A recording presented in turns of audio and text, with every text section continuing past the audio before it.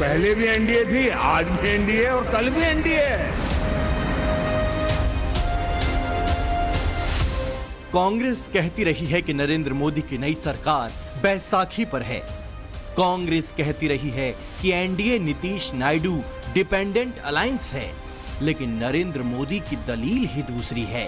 एक तरफ एनडीए रखो, दूसरी तरफ भारत के लोगों के सपने और संकल्पों को रखो, तो मैं कहूंगा NDA, new India, develop India, aspirational India.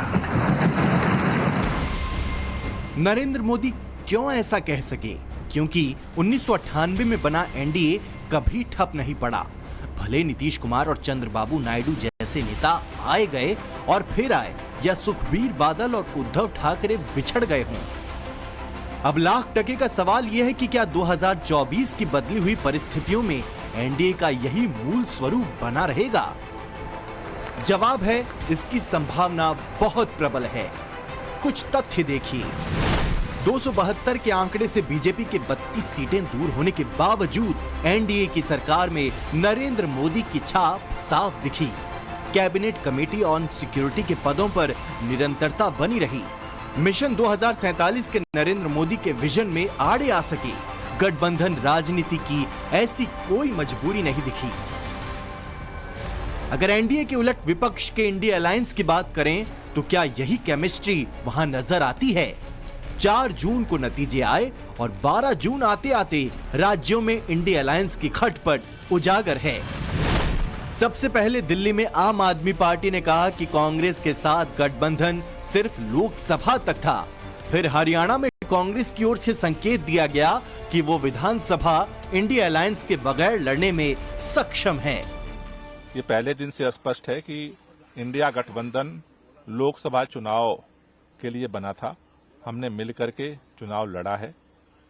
जहां तक विधानसभा की बात है, विधानसभा के लिए कोई गठबंधन अभी तक नहीं बना है। आम आदमी पार्टी पूरी ताकत के साथ चुनाव लड़ेगी। जहां तक इस बात हम कह चुके हैं, ये लोकसभा तक का गठबंधन था।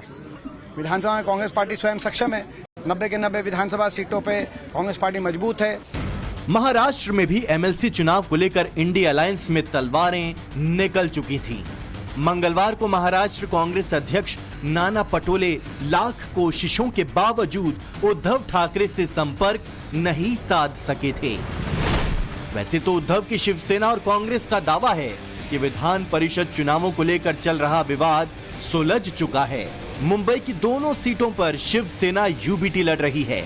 नासिक की सीट कांग्रेस छोड़ने को तैयार है क्योंकि उम्मीदवार का नाम उन्हीं का सुझाया हुआ था, जबकि कोंकण की सीट शिवसेना छोड़ने के लिए तैयार है, जिस पर कांग्रेस अपना उम्मीदवार खड़ा करेगी। लेकिन जनता तक खटपट का संदेश जोरदार तरीके से पहुंच चुका है। सवाल जो है वो महाविकास अघाड़ी के बीच के अनबन को लेकर के अगर पूछूं तो क्या ये उद्धव ठाकरे इनकी जो मनमानी जिसे कहा जा रहा था कि बिना महाविकास अघाड़ी को कॉन्फिडेंस में लिए जो फैसला लिया, अगर ऐसे ही चलता रहेगा तो आगे विधानसभा की तरफ कैसे बढ़ेगा? ऐसा है, आपने अब मनमानी कौन कर रहा है आप खुद ही बोल रहे हैं। लेकिन हम कांग्रेस में राष्ट्रीय पक्ष है। कांग्रेस को जो लोग हैं कांग्रेस के साथ उनको सबको लेके चलने का काम कांग्रेस करती है और आज भी हम महाविकास आघाड़ी कर हम चुनाव लेकिन आप चाहेंगे कि मैसेज क्लियर उनको पहुंच जाए कि अगली बार जो है वो गठबंधन का नियम जो धर्म है वो निभाएं और सबको साथ में लेके चले उद्धव ठाकरे? ठीक है, बात करेंगे इस विषय पे। आप या राहुल गांधी? बात करेंगे हम इस विषय पे। इस सब के बीच सबसे बड़ा सवाल यही है कि इंडिया अलायंस का फील गुड यूपी में कब तक बरकरार रहेगा। इसमें कोई दो राय नहीं कि दो लड़कों यानी अखिलेश यादव और राहुल गांधी की जोड़ी का असर अब की बार चुनाव परिणामों में दिखा है। 2024 के लोकसभा चुनाव के नतीजों के आधार पर यूपी में समाजवादी पार्टी 187 विधानसभा सीटों पर आगे रही, कांग्रेस 30 विधानसभा सीटों पर आगे रही। यानी अगर ये विधानसभा चुनाव हो रहा होता तो 403 विधानसभा सीटों वाले उत्तर प्रदेश में समाजवादी पार्टी और कांग्रेस मिलकर सरकार बना रहे होते और बीजेपी खुद की 166, आरएलडी की 10 और अपना दल की 5 विधानसभा सीटें मिलाकर भी बहुमत से दूर होती। लेकिन सवाल तो यही है कि जब मसला केवल और केवल नरेंद्र मोदी से मुकाबले का था और जब अखिलेश यादव खुद सीधे मुकाबले में नहीं थे, तब तो अखिलेश ने राहुल को अपना कंधा दिया। लेकिन जब योगी आदित्यनाथ से डायरेक्ट फाइट की परिस्थिति होगी, तब भी क्या अखिलेश उसी तरह राहुल गांधी के साथ खड़े हो जाएंगे? उत्तर प्रदेश जो देश का सबसे बड़ा प्रदेश है, जहां से 80 लोकसभा आती है, वहां पर इंडिया गठबंधन ने जबरदस्त परिणाम दिए, जबरदस्त परफॉर्मेंस दिए। एनडीए जिसको आज इसकी सरकार ये बनाए हैं, इनको पूरा भरोसा था, जो बार बार अपने भाषणों में बोलते थे 400 पार, 80 में 80, 10 लाख पार, उत्तर प्रदेश ने उसकी हवा निकाल दी। ये बात किसी से छिपी नहीं कि उत्तर प्रदेश में समाजवादी पार्टी से ज्यादा गठबंधन की दरकार कांग्रेस को है। ये समाजवादी पार्टी के साथ का ही भरोसा है कि वाराणसी से नरेंद्र मोदी को प्रियंका गांधी हरा देती। अब ऐसा दावा राहुल गांधी कर सके हैं। बहन से कह रहा हूं, अगर ये लड़ जाती वाराणसी में, अगर ये लड़ गई होती, तो आज हिंदुस्तान के प्रधानमंत्री 2-3 लाख वोटों से वाराणसी का चुनाव हार जाते। लेकिन 4 जून के बाद से अखिलेश यादव का एक भी बयान ऐसा नहीं है जिसमें वो कांग्रेस के साथ की बात कर रहे हों। और तो और अखिलेश यादव का नया कदम दिल्ली में राहुल गांधी के कद को ओवरशैडो कर सकता है। अखिलेश यादव ने करहल विधानसभा सीट और यूपी में नेता प्रतिपक्ष का पद छोड़ दिया है। अखिलेश की समाजवादी पार्टी की सीटें बीजेपी और कांग्रेस के बाद संख्या बल में तीसरे नंबर पर है। यानी अखिलेश यादव के संसद में होने से विपक्ष का सारा फोकस अकेले राहुल गांधी पर नहीं होगा, लाइमलाइट अखिलेश पर भी होगी। अखिलेश एक एक चुनाव को नई नई परिस्थितियों से आंकते हैं, ये बात किसी से छिपी नहीं। मसलन 2024 के लोकसभा चुनाव में अखिलेश यादव ने यूपी में 17 सीटों की कांग्रेस की मांग को स्वीकार किया, लेकिन इसके बमुश्किल कुछ ही महीनों पहले जब मध्य प्रदेश का चुनाव हुआ था, तो यही अखिलेश कांग्रेस को चालू पार्टी बताते फिर रहे थे। कुछ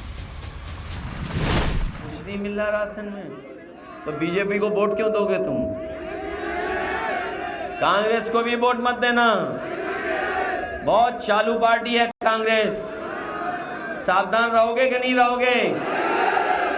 बंसल जी बेबंदे में दुखी थे, कांग्रेस ने धोखा दे दिया। अरे जब हमें धोखा दे दिया तो तुम कहां के बंसल हो? ये बात सही है कि 2024 के चुनाव में नरेंद्र मोदी का 400 पार का नारा बैकफायर हुआ, लेकिन 2023 में इंडिया अलायंस जिस मकसद से बना था वो तो पूरा नहीं हुआ। इनकी कथित एकजुटता मोदी को हटा नहीं सकी। पंजाब, केरल, बंगाल जैसे राज्यों में इंडिया अलायंस में इतनी भी सहमति नहीं बनी कि वो साथ मिलकर चुनाव लड़ें, जबकि इसके उलट एनडीए ने चुनाव से पहले और चुनाव नतीजे आने के बाद पक्की एकजुटता का प्रदर्शन किया। आंध्र प्रदेश में चंद्रबाबू नायडू के शपथ ग्रहण में नरेंद्र मोदी की केमिस्ट्री उस विपक्ष को जवाब दे रही है जो कहता है कि नरेंद्र मोदी ने सहयोगियों को झुनझुना मंत्रालय पकड़ा दिया।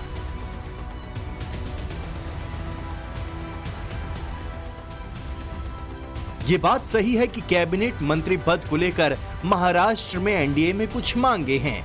अजीत पवार की एनसीपी कैबिनेट मांग रही थी, नहीं मिला तो सरकार में शामिल नहीं हुई।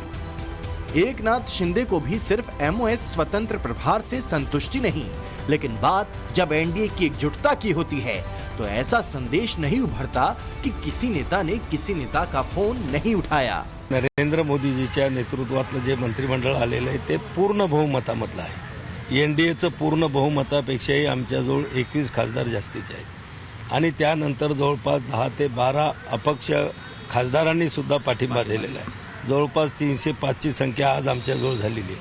पण जे काही विरोधक ह्या अफवा पसरवत आहेत की हे सरकार पडणार, 2 महिन्यात पडणार, 15 दिवसात पडणार, टिकणार नाही, मध्यावधी निवडणुका होतील. आज की एनडीए का सबसे मजबूत जोड़ नरेंद्र मोदी हैं. ये बात एनडीए स्वीकार कर चुका है.